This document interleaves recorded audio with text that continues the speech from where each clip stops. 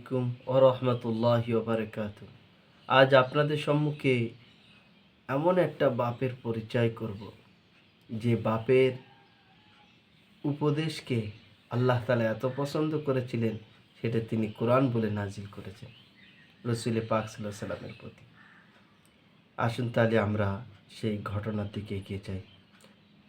তিনি হচ্ছেন হযরতে লুকমান হাকিম। তিনার বিষয়ে মতবাদ আছে মুফাসসিরিনগণ ও মুহাদ্দিসিনগণের মধ্যে, যে তিনি নবী ছিলেন না তিনি হাকিম ছিলেন। তো যাই হোক, তিনি আল্লাহ তাআলার এমন একজন মনোনীত বান্দা ছিলেন, যে আল্লাহ তাআলা তেনার উপদেশকে তিনি তেনার সন্তানদেরকে উপদেশ করছিলেন। সেই উপদেশ, সেই নসিহতগুলো আল্লাহ তাআলা কোরআন বলে অবতীর্ণ করেছিলেন। আল্লাহ তাআলা এতটা পছন্দ করেছিলেন। তো আমাদের প্রত্যেকটা বাপেরও এরকম হওয়া দরকার এবং এর থেকে শিক্ষা নেওয়া দরকার। আসুন শুরু করি। আউযু বিল্লাহি মিনাশ শাইতানির রাজীম। বিসমিল্লাহির রহমানির রহিম। ওয়ালাকাদ আতাইনা লুকমানাল হিকমাতা আনিশকুরু লিল্লাহ। আল্লাহ তাআলা বলছেন যে আমি অবশ্যই লুকমানকে হিকমত দিয়েছিলাম, যাতে করে সে আমার শুকরিয়া আদায় করে, আমার শুকরিয়া জ্ঞাপন করে। আল্লাহ তাআলা হযরত লুকমান হাকিমকে নিয়ামত দিয়েছিলেন হিকমত। আর সেই হিকমতটা তিনি পাওয়ার পরে আল্লাহ তাআলা শুকরিয়া জ্ঞাপন করলেন। আজ আল্লাহ তাআলা আমাদেরকে নিয়ামত দেয়, আমরা আল্লাহ তাআলাকে ভুলে যাই।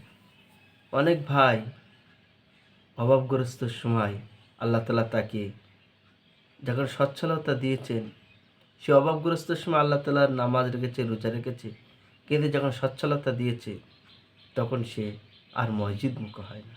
তো এটিতে আল্লাহ তাআলার নাশুকরিয়া হচ্ছে। আল্লাহ তাআলা আরো বলছেন, ওয়ামান ইয়াশকুরু ফাইন্নামা ইয়াশকুরু লিনাফসি। যে ব্যক্তি আমার কৃতজ্ঞতা জ্ঞাপন করে, আমার নিয়ামতের শুকরিয়া আদায় করে, আমি আল্লাহ তাআলা বলছি সে আমার শুকরিয়া করে না, বরঞ্চ সে নিজের উপকারের জন্য শুকরিয়া আদায় করছে। ওয়ামান কাফারা ফাইন্নাল্লাহা গনিয়ুন হামিদ।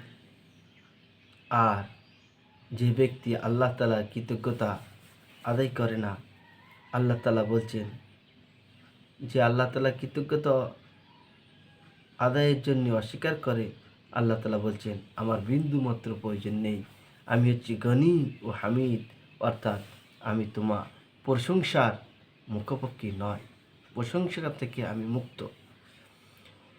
وَإِذْ قَالَ لُقْمَانُ لِابْنِهِ وَهُوَ يَعِظُهُ। হযরত লুকমান হাকিম যখন তিনার সন্তানদেরকে নসিহত করছিলেন, তার নসিহতের মধ্যে প্রথম নসিহত হচ্ছে এই, ইয়া বুনাইয়া লা তুশরিক বিল্লাহ ইন্নাশ শিরকা লাযুলমুন আযীম। আমার বৎসরা, তোমরা জানো আল্লাহ তাআলার জাতে, সিফাতে, কুদরতে কাউকে শরীক করবে না, কেননা এই শিরকটা হচ্ছে অত্যন্ত বড় গুনাহ। আল্লাহ তাআলা কুরআন মাজিদের মধ্যে আরেক জায়গায় বলেন, ইন্নাল্লাহা লা ইয়াগফিরু আন ইউশরিকা বিহি ওয়া ইয়াগফিরু মা দুনা লিমান ইয়াশা। আল্লাহ তাআলা আরেক জায়গায় বলছেন কি, যে আল্লাহ তাআলা শিরিক ব্যতীত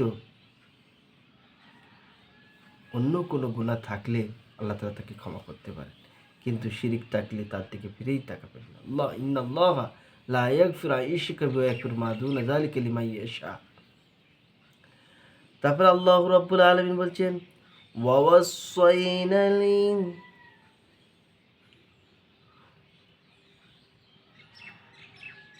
ইয়া বুনাইয়া ইন্নাহা ইন তাকু মিসকালা হাব্বাতিন মিন খারদালিন ফাতাকুন ফি সাখরাতিন আও ফিস সামাওয়াতি আও ফিল আরদ ইয়াতি বিহাল্লাহ ইন্নাল্লাহা লাতীফুন খাবীর। আল্লাহ তাআলা বলছেন যে হযরত লুকমান হাকিম তিনার বৎসদেরকে দ্বিতীয় ওসিয়ত করলেন, ইহা আমার প্রিয় বৎসরা, শুনে রেখে দাও, নেকি যদি যতই ছোট পরিমাণ হোক না কেন, সেটা যদি পাহাড়ের চটানের মধ্যে বা জমিনের কোনো অংশে বা আসমানের কোনো অংশে যদি থেকে থাকে, আল্লাহ তাআলা সেটাও কিয়ামতের দিন হাজির করবেন। কেন? তিনি অত্যন্ত সূক্ষ্ম পরদর্শী। হাদিসের মধ্যে এসে যে রাতের কালো অন্ধকারে কালো পাহাড়ে যদি একটা কালো পিঁপড়ে চলে, আল্লাহ তাআলা তার আওয়াজকেও, তার পা তোলাকেও দেখেন, আর তার পায়ের আওয়াজকেও আল্লাহ তাআলা শোনেন। লোকমান হাকিম তার বৎসদেরকে দ্বিতীয় নসিহত করলেন, ইয়া বুনাইয়া আকিমিস সালাতা ওয়া'মুর বিল মা'রুফ ওয়া নাহা আনিল মুনকার ওয়াসবির আলা মা আসাবাক ইন্না যালিকা মিন আজমিল উমুর।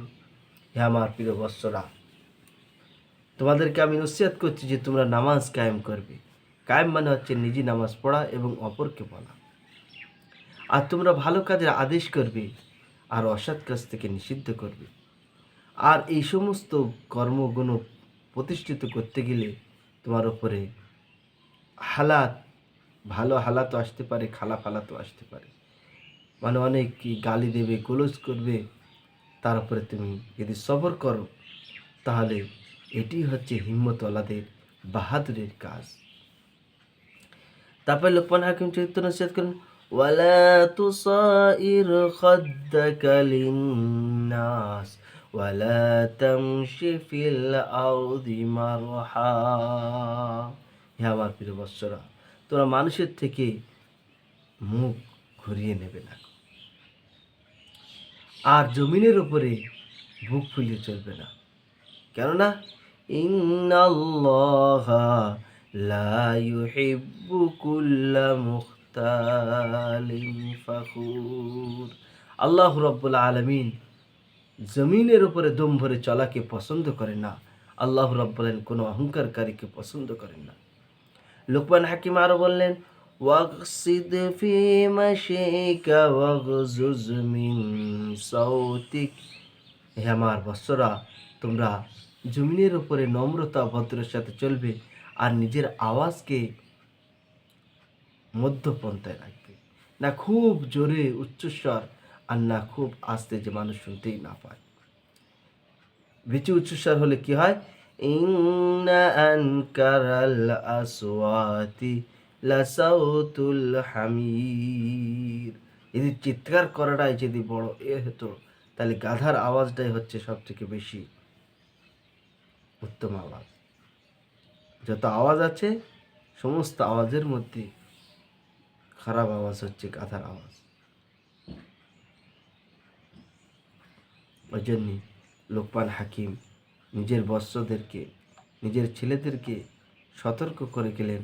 আর আল্লাহ তাআলা রব্বুল আলামিন এই ওসিয়াত নসিহতকে এত পছন্দ করলেন যে কোরআনের মধ্যে এটি বিদ্যমান করলেন, কিয়ামত পর্যন্ত তিনার হাবিবের আনেওয়ালা উম্মত জাতি এর থেকে শিক্ষা নিতে পারে আর এরকম বাপ হওয়ার চেষ্টা করে।